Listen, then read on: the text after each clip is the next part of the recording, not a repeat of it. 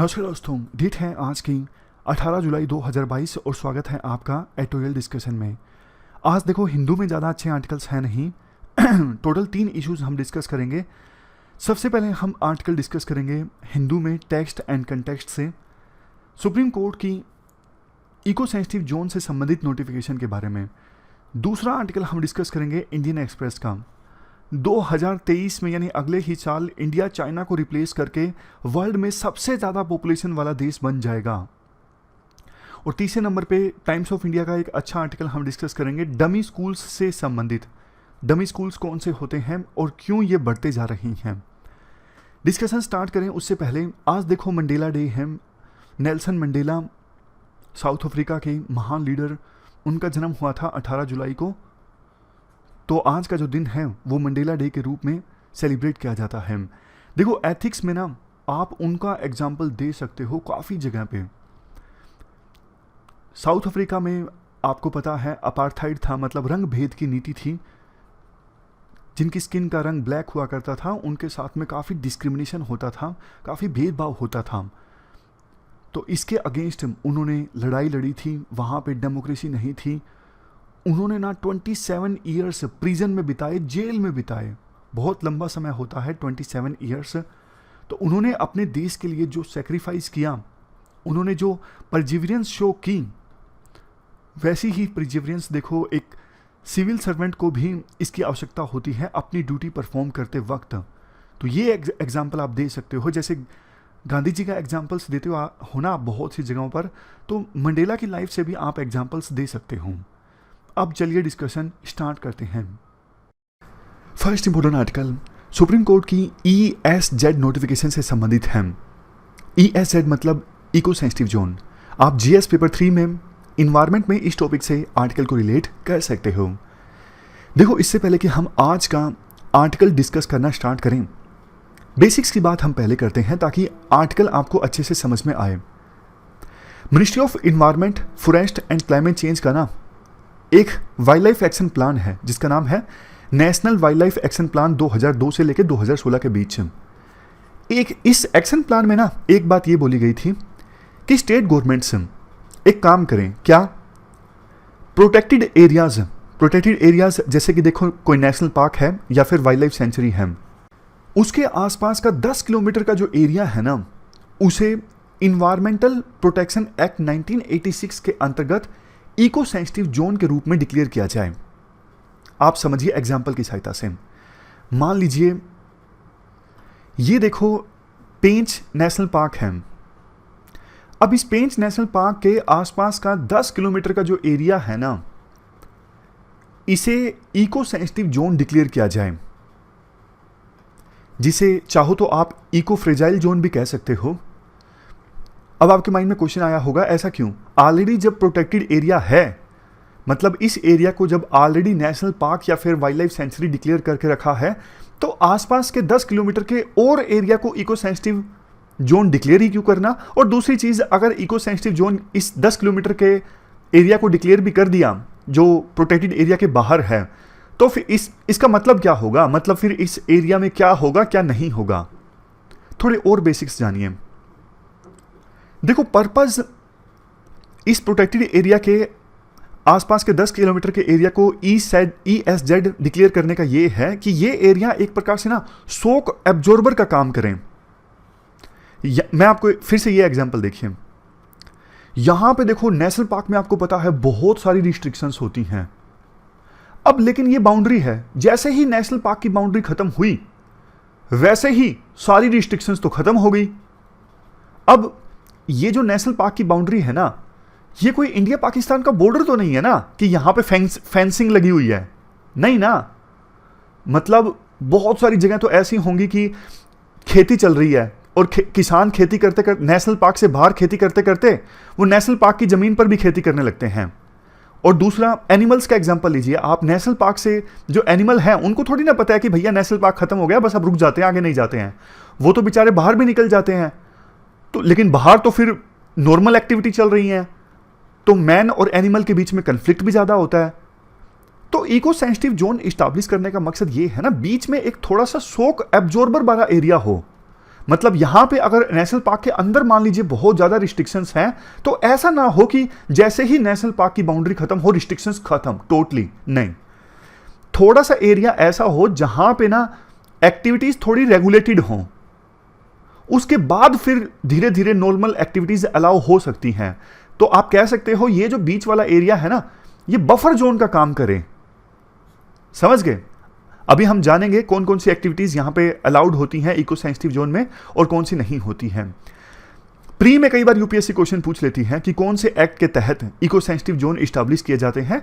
Answer होगा environment protection act 1986। लेकिन एक चीज याद रखिएगा, एनवायरमेंट प्रोटेक्शन एक्ट 1986 में डायरेक्टली ना इको सेंसिटिव जोन कहीं वर्ड मेंशन नहीं है। समझ गए? एक चीज यहां पे और बताने लायक है, वैसे तो अंडरस्टूड है। मान लीजिए देखो ये नेशनल पार्क है और यहां से ना कोई कॉरिडोर गुजर रहा है एलिफेंट्स का या फिर टाइगर का, तो ये जो इको सेंसिटिव जोन वाला एरिया है ना, कोई जरूरी नहीं 10 किलोमीटर तक ही इस्टेब्लिश करना है। तो अगर कोई कॉरिडोर है, कोई कनेक्टिविटी वाला है वाइल्ड लाइफ के लिए, तो फिर इस इको सेंसिटिव जोन के एरिया को ना 10 किलोमीटर से ज्यादा बढ़ाया भी जा सकता है। अब बात करते हैं कि ये इको सेंसिटिव जोन्स में कौन कौन सी एक्टिविटीज अलाउड होगी, कौन सी नहीं होगी। देखो ये सारी एक्टिविटीज तो मना है। कॉमर्शियल माइनिंग, जैसे सैंड माइनिंग होती है, कोल माइनिंग, इस प्रकार की कोई माइनिंग नहीं होगी। लकड़ी काटने की जो मिल लगती है ना, ऐसी कोई मिल नहीं लगेगी। कोई ऐसी इंडस्ट्री नहीं लगेगी जिससे पोल्यूशन हो सकता है। हाइड्रो इलेक्ट्रिक प्रोजेक्ट इस्टेब्लिश नहीं होगा। वुड का यानी लकड़ी का कॉमर्शियल यूज नहीं होगा। टूरिज्म एक्टिविटीज जैसे कि देखो hot air balloons our national park, ये सब अलाउड नहीं होगा। सॉलिड वेस्ट मैनेजमेंट का कोई डिस्चार्ज नहीं होगा यहाँ पे, या फिर कोई केमिकल्स नहीं बहाया जाएगा। ये एक्टिविटीज तो टोटली बैन है। कुछ एक्टिविटीज रेगुलेटेड होंगी, जैसे ट्री को गिराना, ट्रीज को गिराया जाएगा लेकिन उसके लिए प्रॉपर प्रोसीजर होगा। जो आपने सुना होगा वो कंपनसेटरी एफोरेस्टेशन का प्रोविजन है। उसके बाद होटल्स रिसोर्ट्स को इस्टेब्लिश किया जा सकता है, लेकिन प्रॉपर अप्रूवल के बाद। ये रेगुलेटेड एक्टिविटी होगी। Commercial use of natural water, erection of electric cables, ये आप एक बार नज़र डाल लीजिएगा स्लाइड को रोक के। कौन कौन सी एक्टिविटीज़ परमिटेड होंगी। खेती वगैरह अगर देखो कोई चल कर रहा है, किसी ने अगर फूल वगैरह उगाए हैं, सब्जियां उगाई हैं, तो वो सब चलता रहेगा। रेन वाटर को हार्वेस्टिंग करने का कोई इक्विपमेंट इस्टेब्लिश किए हैं, इस पर कोई बैन नहीं होगा। Renewable energy source, adoption of green technology, ये सब एक्टिविटीज़। अब देखो एक बात मैं आपको पूछूं कि ये जो इको सेंसिटिव जोन इस्टेब्लिश किए जाने हैं ना national wild life action plan के अंतर्गत, सिग्निफिकेंस क्या है इनकी। अब तो देखो नॉर्मल पॉइंट्स तो आप भी लिख ही सकते हो, जैसे प्रेशर कम हो जाएगा। अभी भी पॉइंट बताया, नेशनल पार्क की बाउंड्री खत्म हो गई या फिर वाइल्ड लाइफ सेंचुरी की बाउंड्री खत्म हो गई तो एकदम से प्रेशर काफी ज्यादा आ जाता है डेवलपमेंट एक्टिविटीज का। मान लीजिए नेशनल पार्क की एक्टिविटी है, अब यहां पे देखो हाई फाई रिसोर्ट्स बन रहे हैं, बहुत ज्यादा अर्बनाइजेशन हो रहा है, तो फिर कल को उसका नेगेटिव इंपैक्ट नेशनल पार्क पे या फिर वाइल्ड लाइफ सेंचुरी पर भी तो देखने को मिलेगा ना। समझ गए? तो डेवलपमेंट एक्टिविटीज को के इंपैक्ट को मिनिमाइज किया जा सकता है प्रोटेक्टेड एरियाज में। ये पहला पॉइंट है। इन सिटू कंजर्वेशन, अब चूंकि देखो ये जो प्रोटेक्टेड एरियाज के बाहर का 10 किलोमीटर का जोन होगा इको सेंसिटिव जोन, यहां पे अब एक्टिविटीज रेगुलेटेड होंगी, तो फिर मैन और एनिमल के बीच कंफ्लिक्ट कम होगा, यानी वाइल्ड लाइफ को कंजर्व किया जा सकेगा। सबसे लास्ट में पॉइंट, मिनिमाइज फॉरेस्ट डिप्लीशन। अब देखो बिल्कुल प्रोटेक्टेड एरिया के बाहर अगर डेवलपमेंट एक्टिविटीज होंगी तो धीरे धीरे फिर वो नेशनल पार्क की बाउंड्री भी ना इंक्रोच होनी स्टार्ट हो जाती है, इंक्रोचमेंट स्टार्ट हो जाती है, पेड़ों को काटा जाने लगता है। तो फिर ये सब नहीं होगा इको सेंसिटिव जोन इस्टेब्लिश करने से। चलो देखो ये तो हमने बेसिक्स की बात कर ली, थोड़े बेसिक्स आगे भी आएंगे। बात करते हैं अभी क्या हुआ है। देखो वैसे तो ना हमने डिस्कस किया ये अच्छी चीज़ है इको सेंसिटिव जोन इस्टेब्लिश करना, लेकिन ना दिक्कत भी है। दिक्कत क्या है, आप केरला का एग्जाम्पल देखिए और फिर इसको जनरलाइज कीजिएगा। केरला की सिर्फ केस स्टडी है, फिर इसको आप जनरलाइज कीजिएगा। देखो केरल में ना 30% जो एरिया है वो फॉरेस्टेड लैंड है। वेस्टर्न घाट है यहाँ पे केरला में। वेस्टर्न घाट 48% स्टेट को ऑक्युपाई करते हैं केरला में। यहां पे ना नेटवर्क है लेक्स का, कैनल्स का, वेटलैंड्स का। 590 किलोमीटर लंबी कोस्ट लाइन है। ये सब पॉइंट्स मैं क्यों बता रहा हूं, ये सब पॉइंट्स इसलिए बता रहा हूँ, वहाँ पे देखो नेशनल पार्क्स काफ़ी ज़्यादा हैं, वाइल्ड लाइफ सेंचुरी काफ़ी ज़्यादा है वहाँ पे, और चूंकि लेक्स इतनी ज़्यादा है, कोस्टलाइन है, कोस्टलाइन में आपको पता है अलग से रेगुलेशन है, CRZ है, कोस्टल रेगुलेशन जोन, लेक्स है तो उनको कंजर्व करने के लिए अलग से स्कीम्स हैं। तो मतलब ना वहाँ पे नेचर के इतने करीब है केरला कि ना हर चीज़ को प्रोटेक्ट करने के लिए कोई ना कोई तो रेगुलेशन है। तो केरल के लोगों का कहना है कि भैया हम कहाँ जाएं, इतना इतना एरिया आप प्रोटेक्ट कर रहे हो, हमारे पास रहने के लिए ज़मीन ही नहीं है। वहाँ की पॉपुलेशन डेंसिटी कितनी है, 900 पर्सन्स पर स्क्वायर किलोमीटर, हमारे नेशनल एवरेज से काफ़ी ज़्यादा है। तो उनको दिक्कत ये है कि हमने अगर ये जो गाइडलाइंस को मान लिया, सभी प्रोटेक्टेड एरियाज के 10 आसपास का 10 किलोमीटर का जो एरिया है, इसे अगर इको सेंसिटिव जोन डिक्लेयर कर दिया ना, तो ऑलरेडी इतने सारे परिवार रह रहे हैं वो बेघर हो जाएंगे, समझ गए। तो गाइडलाइंस तो काफ़ी पहले आ गई थी। तो केरला की सरकार ने क्या किया, एक चालाकी खेली। गाइडलाइंस में तो ये कहा गया कि हम प्रोटेक्टेड एरिया के आसपास का 10 किलोमीटर का जो एरिया है वो इको सेंसिटिव जोन आपको डिक्लेयर करना है, ये आदेश दिया था सेंट्रल गवर्नमेंट ने इन गाइडलाइंस के थ्रू। लेकिन केरला ने ना बहुत सारी वाइल्ड लाइफ सेंचुरीज के आसपास का इको सेंसिटिव जोन का एरिया पता कितना डिक्लेयर किया, 0 किलोमीटर। समझ गए। मान लीजिए एग्जाम्पल है, सिर्फ समझने के लिए है, ये पेरियार नेशनल पार्क है मान लीजिए, तो पेरियार नेशनल पार्क के आसपास का इको सेंसिटिव जोन का एरिया कितना होगा, 0 किलोमीटर, बस इतना ही, एक भी नहीं। क्यों? क्योंकि केरला कहना है अरे लोग रहते हैं यहाँ पे, हम अगर ESZ डिक्लेयर कर देंगे तो कुछ मतलब हो ही नहीं इसकेगा, लोगों को डिस्प्लेस होना पड़ेगा। तो केरला ने ये डिक्लेयर कर दिया, लेकिन मामला पहुंच गया सुप्रीम कोर्ट में।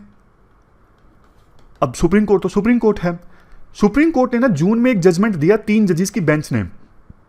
सुप्रीम कोर्ट ने बोल दिया नहीं नहीं नहीं नहीं, ऐसा नहीं कर सकते आप, कम से कम 1 किलोमीटर तो आपको ना, 1 किलोमीटर का एरिया तो आपको इको सेंसिटिव जोन डिक्लेयर करना ही होगा किसी भी कीमत पर। मान लीजिए पेरियार नेशनल पार्क है तो 1 किलोमीटर तो कम से कम ESZ होना ही चाहिए। तो केरल वाले बोलते हैं कि भैया नहीं कर सकते, आप बात को समझो। तो ना अब केरल की असेंबली ने क्या किया है, एक रेजुलेशन पास किया है। ये रेजुलेशन है, उन्होंने बोला है कि इको सेंसिटिव जोन में ना स्टेट की ह्यूमन हैबिटेशन, मतलब जहाँ पे लोगों ने घर वगैरह बना लिए हैं, फार्मलैंड्स हैं, पब्लिक इंस्टीट्यूशंस के ऑफिसेज हैं, उन सबको ना ESZ से बाहर रखा जाए। अब आप समझ गए पूरा माजरा है क्या, पूरी लड़ाई है क्या। मतलब गाइडलाइंस ये कहती हैं national wild life action plan की, और अब सुप्रीम कोर्ट का वर्डिक्ट आया जून में। पहले गाइडलाइंस ये थी कि प्रोटेक्टेड एरियाज के आसपास का 10 किलोमीटर का एरिया ESZ डिक्लेयर किया जाए। फिर कोर्ट ने कहा कि कम से कम 1 किलोमीटर का तो करो, लेकिन केरल के राज्य का कहना है, मतलब केरल की सरकार का कहना है कि नहीं कर सकते, लोग रहते हैं, बहुत सारे लोग डिस्प्लेस हो जाएंगे। जब सुप्रीम कोर्ट का ये ऑर्डर आया था ना, बहुत सारे लोगों ने प्रोटेस्ट किया था, केरल में हड़ताल की थी, सारी पार्टीज इस बात पे सहमत हैं, अब उनको तो वोट लेने हैं। तो ये पूरा इशू है।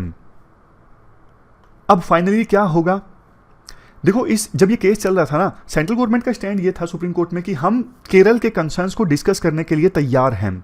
इसके साथ साथ कोर्ट ने भी ये कहा कि अगर आपको कंसर्न्स है ना, तो आप अपने कंसर्न्स को सेंट्रल एम्पावर्ड कमेटी के पास लेके जाइए।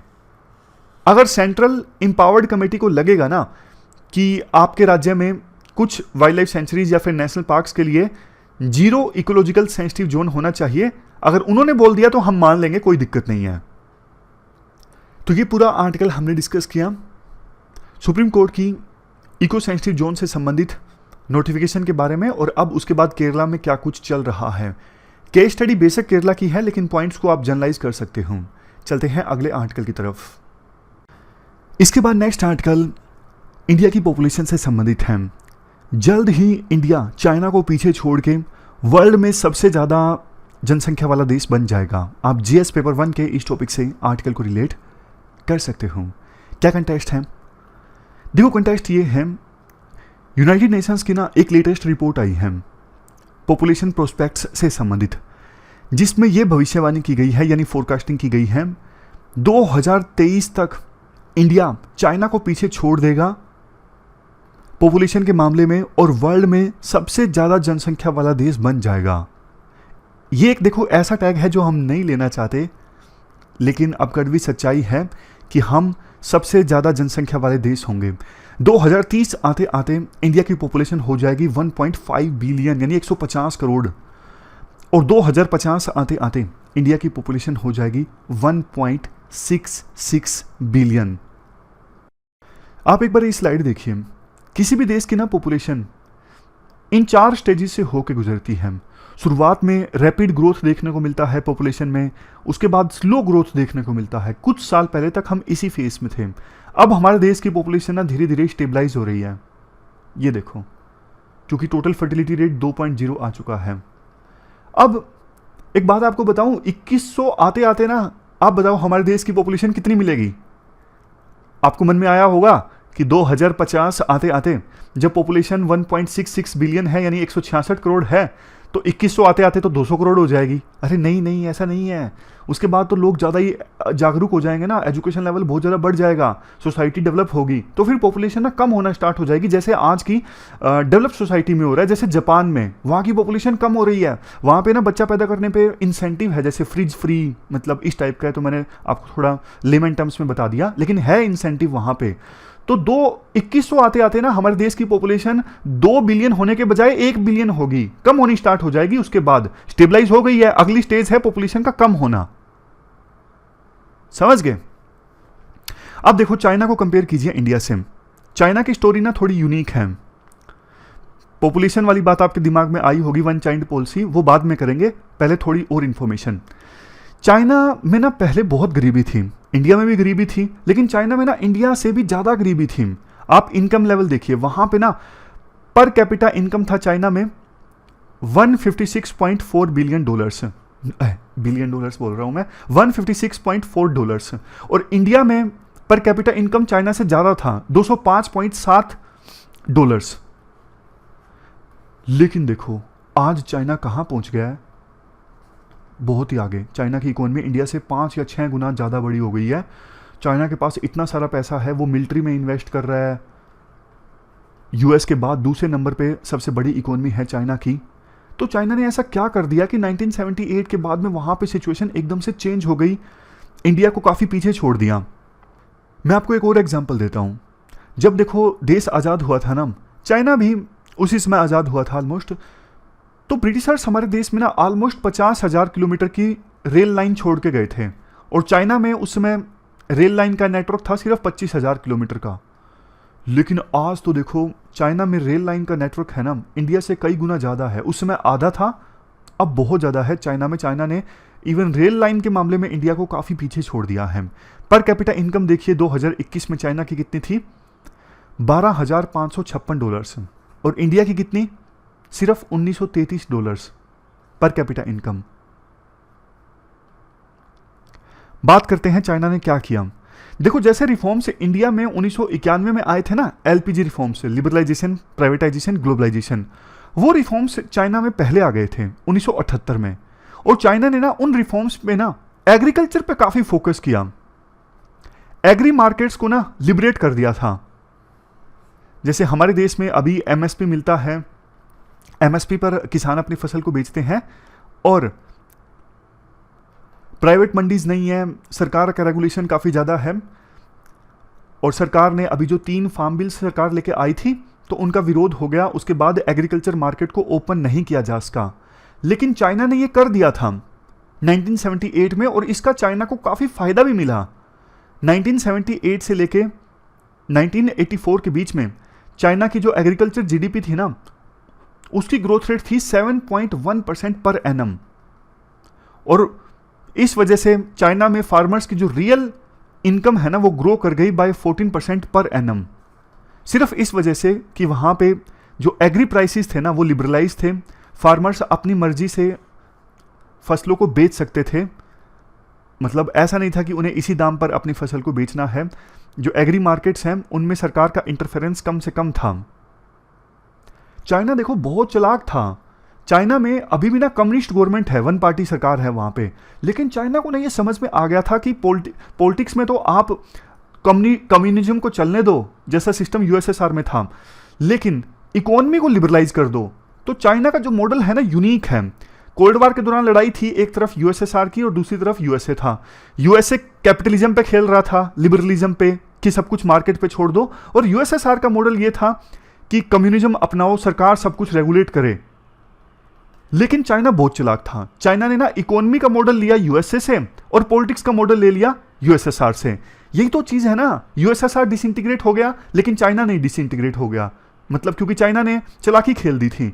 चाइना ने अपनी इकोनॉमी को चाइना मतलब रिफॉर्म्स लेके आ गया एलपीजी वाले 1978 में ही, जिसका चाइना को बहुत ज़्यादा फायदा हुआ। जब देखो एग्रीकल्चर सेक्टर में इनकम बढ़ गई ना, फिर चाइना ने फोकस करना स्टार्ट किया मैन्युफैक्चरिंग पर। क्यों?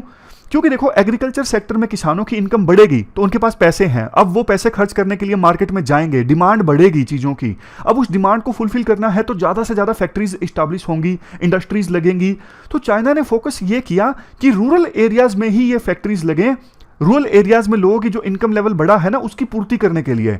तो इससे चाइना की जो मैन्युफैक्चरिंग का लेवल है वो भी इंक्रीज हो गया। चाइना में town and village enterprises establish हुई ताकि रूरल एरियाज में जो डिमांड क्रिएट हुई है ना उसकी पूर्ति की जा सके। और बाकी आगे जो कुछ आपने देखा वो तो देखो इतिहास है, आप जानते हो चाइना ने कैसी ग्रोथ रेट रजिस्टर की। बहुत तेजी से चाइना की इकोनॉमी ग्रो की और इसका ना फायदा चाइना को हर एक एस्पेक्ट में हुआ। 1984 में मुश्किल से एक मेडल चाइना ने ओलंपिक में जीता था। आज देखिए ओलंपिक जब होता है तो चाइना कितने मेडल्स जीता है। इकोनॉमी ग्रो हुई तभी तो चाइना मिलिट्री एस्पेक्ट में भी ग्रोथ रजिस्टर कर सका, हर एक एस्पेक्ट में, इंफ्रास्ट्रक्चर के मामले में। तो ये तो हमने इकोनॉमी का पर्सपेक्टिव जाना। अब देखो पॉपुलेशन का पर्सपेक्टिव जानिए। आपको पता है चाइना में वन चाइल्ड पॉलिसी आई थी। ये पॉलिसी चाइना ने इंट्रोड्यूस की थी सितंबर 1980 में। 2016 तक ये पॉलिसी इंप्लीमेंटेड रही चाइना में, बाद में इसे ख़त्म कर दिया क्योंकि वहाँ पे चाइना में पॉपुलेशन काफ़ी कम हो रही थी और वर्कर्स की भी काफ़ी कमी पड़ रही थी। इस वजह से इस पॉलिसी को छोड़ दिया गया 2016 में। तो चाइना ने अपनी पॉपुलेशन पर जहाँ एक तरफ स्ट्रिक्ट कंट्रोल रखा, दूसरी तरफ उनकी इकोनॉमी ग्रो कर गई। तो इसका रिजल्ट तो ये निकला ना, आप ये फॉर्मूला देखिए पर कैपिटा इनकम का। ऊपर क्या है टोटल इनकम ऑफ एरिया, नीचे क्या है पॉपुलेशन। तो चाइना ने अपनी पॉपुलेशन को कम कर लिया और इकोनॉमी उनकी ग्रो कर गई, तो फिर पर कैपिटा इनकम बल्कि और ज़्यादा बढ़ गई ना फिर चाइना की। आज के समय में देखिए इंडिया की जो पॉपुलेशन ग्रोथ है पर एनम कितनी है 1.1% और चाइना की कितनी है 0.1%। वैसे तो देखो इंडिया की जो ग्रोथ स्टोरी है ना 1991 के बाद से वो भी इंप्रेसिव है, लेकिन चाइना को अगर हम देखते हैं ना तो यूँ लगता है कि बहुत कुछ हम कर सकते थे, बहुत कुछ हमने मिस कर दिया।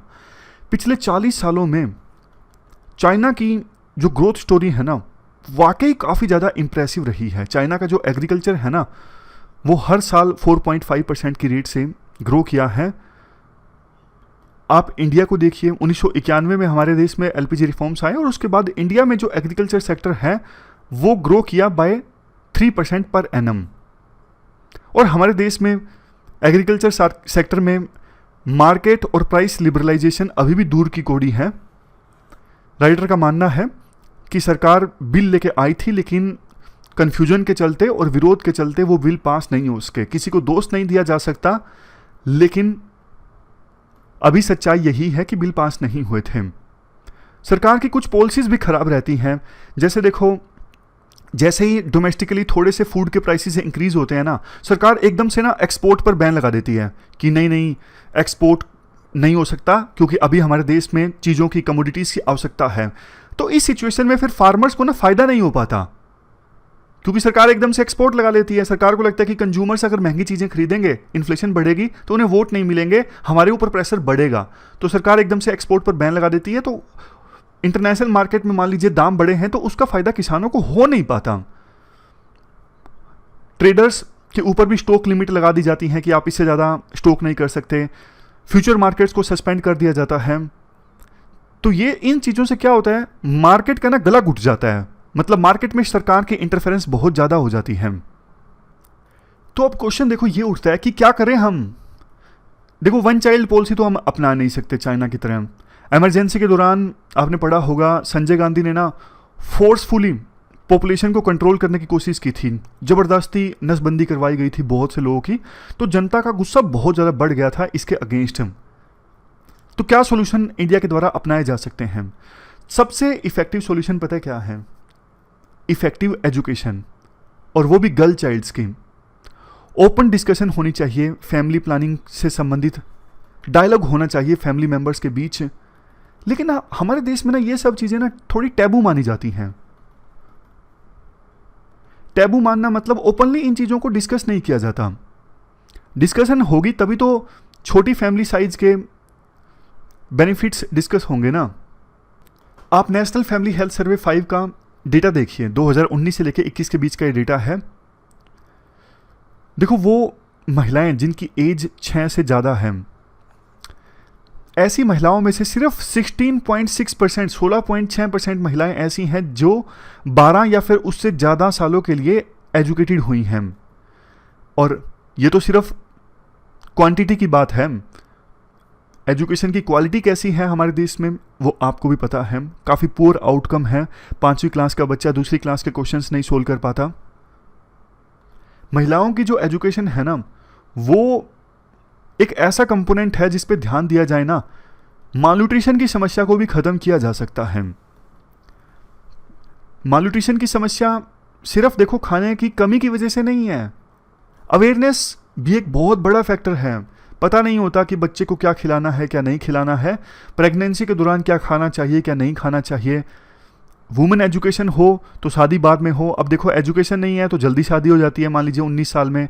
अब 19 साल की लड़की अगर बच्चे को जन्म देगी तो बहुत संभावना है कि बच्चा कमज़ोर होगा।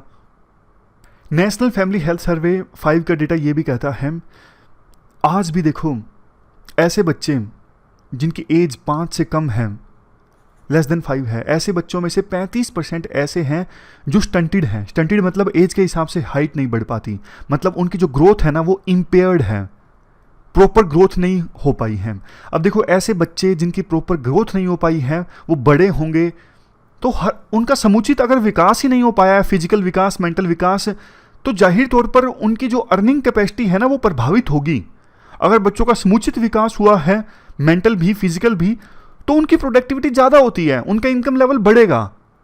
समझ रहे हो ये चीज़ें कैसे गरीबी को भी प्रभावित करती हैं, मतलब गरीबी से कैसे आप इंटरलिंक कर सकते हो इन चीज़ों को। तो एसेंस यही निकलता है, मतलब पॉइंट यही निकलता है, महिलाओं की एजुकेशन पर ध्यान दो, महिलाओं की हेल्थ पर ध्यान दो। और ऐसा नहीं है सरकार कुछ कर नहीं रही है, सरकार की काफ़ी सारी स्कीम्स हैं अच्छी अच्छी, जैसे bio fortification of staples. Bio fortification का मतलब क्या होता है? क्रॉप्स में ना जो न्यूट्रिशनल वैल्यू है ना वो आर्टिफिशियली ऐड की जाती है, ताकि अगर उन क्रॉप्स को महिलाएं जब कंज्यूम करें ना या फिर कोई और भी कंज्यूम करे तो उन्हें ज़्यादा न्यूट्रिशन मिले, ज़्यादा मिनरल्स की प्राप्ति हो, ज़्यादा विटामिन्स की प्राप्ति हो। इसके अलावा सरकार ने मिड डे मील स्कीम चलाई है, काफ़ी समय पहले से चलाई हुई है, कोई नई चीज़ नहीं है। सरकार ड्रिंकिंग वाटर प्रोवाइड करने के लिए प्रयास कर रही है, अलग से स्कीम भी है इसके लिए। बेसिक स्कीम्स हैं, लेकिन आंसर राइटिंग में आप लिख सकते हो, इम्पैक्ट पड़ेगा।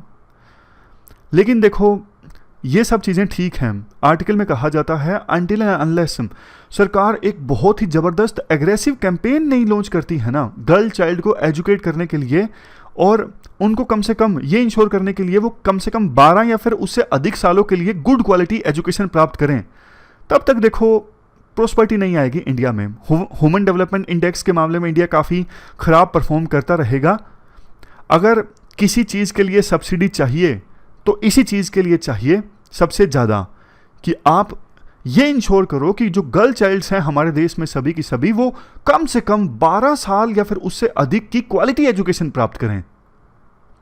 समझ गए? तो ये पूरा आर्टिकल हमने डिस्कस किया। अब चलते हैं आगे। इसके बाद नेक्स्ट जो आर्टिकल है टाइम्स ऑफ इंडिया का, वो डमी स्कूल्स से संबंधित है। आप जीएस पेपर सेकंड में एजुकेशन से इस आर्टिकल को रिलेट कर सकते हो। आर्टिकल देखो बहुत अच्छा है, ये एजुकेशन से संबंधित डायरेक्ट क्वेश्चन भी इस पे पूछा जा सकता है। शुरुआत में ना एक स्टोरी बताई जाती है। एक 15 साल की लड़की है आस्था प्रिया।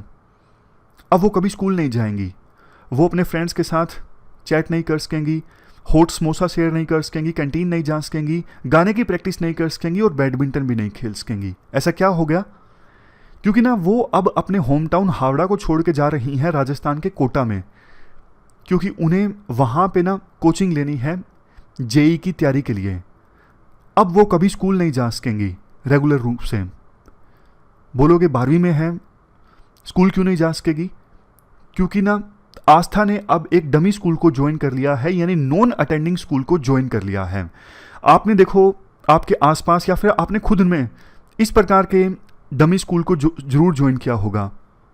जब देखो कॉम्पिटिटिव एग्जाम का प्रेशर काफ़ी ज़्यादा बढ़ जाता है ना, फॉर एग्जांपल जेई का या फिर नीट का +1 +2 में, तो उसके बाद स्टूडेंट्स क्या करते हैं, एक डमी स्कूल ज्वाइन कर लेते हैं, नॉन अटेंडिंग स्कूल ज्वाइन कर लेते हैं। उन स्कूल्स में जाना पड़ता है सिर्फ और सिर्फ एग्जाम देने के लिए, और कुछ रेगुलर नहीं जाना पड़ता, प्रैक्टिकल्स भी सिर्फ नाम के हैं। स्टूडेंट्स का पूरा फोकस होता है कोचिंग क्लासेस पर, क्योंकि वो कोचिंग क्लासेस हेल्प करेंगे स्टूडेंट्स को एग्जाम क्लियर करने में, नीट का या फिर जेई का। अब देखो दिक्कत ये है, वैसे एक ऑनेस्ट कन्फेशन करूं तो +2 में मैंने भी नॉन अटेंडिंग स्कूल ज्वाइन किया था, मैं भी नहीं गया था। तो ये दिक्कत है। आप ये आर्टिकल अभी डिस्कस करोगे, सुनोगे तो आपको भी लगेगा कि दिक्कत है। दिक्कत क्या है? दिक्कत देखो ये है, ये जो डमी स्कूल्स है ना, इनकी तादाद अब बढ़ती जा रही है। अब बच्चे ना कॉम्पिटिटिव एग्जाम के चक्कर में ना बहुत कुछ खो देते हैं। स्कूल में जब वो जाते हैं तो बहुत कुछ सीखते हैं। जैसे देखो आपस में बच्चों के बीच में लाइव डिबेट्स होती हैं, स्ट्रीट प्लेज होते हैं, सोशल कैंपेन चलते हैं, मतलब बच्चे एक दूसरे से ना बहुत कुछ सीखते हैं। लेकिन कोचिंग इंस्टीट्यूट्स में काफ़ी टॉक्सिक इन्वायरमेंट होता है, कंपटीशन काफ़ी ज़्यादा होता है। वो वेब सीरीज़ देखी होगी कोटा फैक्ट्री वाली, आपने उसमें महसूस भी किया होगा कि एक जो कैंडिडेट है दूसरे से हमेशा कंपटीशन महसूस करता है, झूठ बोल देता है मुझे ये आता है या फिर मैंने किया है या फिर नहीं किया है, तो बहुत कुछ मिस कर देता है एक बच्चा जो स्कूल नहीं जाता रेगुलरली, जो इन डमी स्कूल्स को ज्वाइन करता है। और इन डमी स्कूल्स की जो तादाद है ना वो बढ़ती जा रही है। उसका एक रीज़न ये है कि बोर्ड एग्जाम की वैल्यू नहीं रही। एक तरफ देखो जहां पेरेंट्स के प्रेशर के चलते एनसीईआरटीज़ का सिलेबस कम हो रहा है। आप एक ऑनेस्टली बात बताइएगा, क्या एनसीईआरटी पढ़ के प्री या फिर मेंस आप पास कर सकते हो? नहीं कर सकते। एनसीईआरटी का सिलेबस बहुत कम है और यूपीएससी देखो प्री में कितने रैंडम क्वेश्चन पूछ रही है। उसी प्रकार से ये एनसीईआरटीज पढ़ के, +1 +2 की फिजिक्स केमिस्ट्री पढ़ के वो जेई और नीट वाले एग्जाम नहीं क्लियर होते हैं। तो बोर्ड के एग्जाम की वैल्यू ही खत्म हो रही है, कोई काम के है ही नहीं बोर्ड एग्जाम, सिर्फ वैल्यू है तो नीट और जेई के एग्जाम की।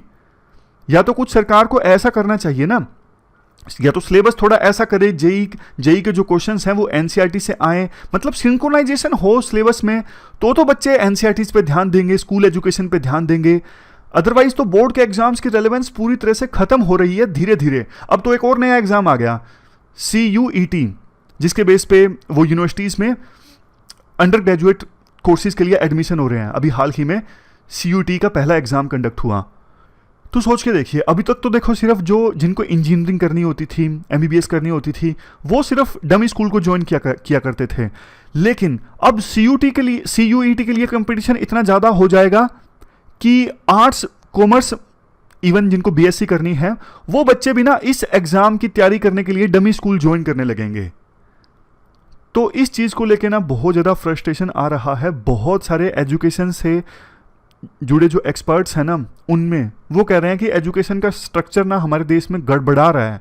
ये जो डमी स्कूल होते हैं ना, ये बहुत कम फीस लेते हैं, क्योंकि इनको पढ़ाना तो कुछ होता नहीं, सिर्फ एग्ज़ाम दिलवाना होता है।